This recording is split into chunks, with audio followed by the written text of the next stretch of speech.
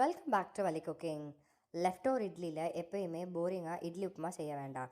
இனிமேல் இந்த மாதிரி செஞ்சு பாருங்கள்.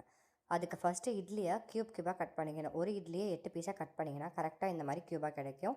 அதுக்கப்புறம் ஒரு பேனில் ஆயில் ஆட் பண்ணிக்கோங்க.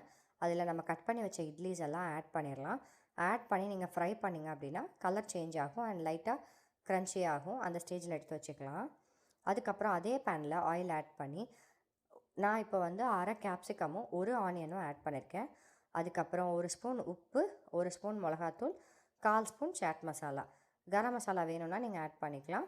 அதுக்கப்புறம் இது எல்லாத்தையும் நல்லா ஃப்ரை பண்ணுங்கள். ஒரு ஃபியூ மினிட்ஸ்லேயே நல்லா வதங்கி இந்த மாதிரி சுருளில் வதங்கி வந்துடும்.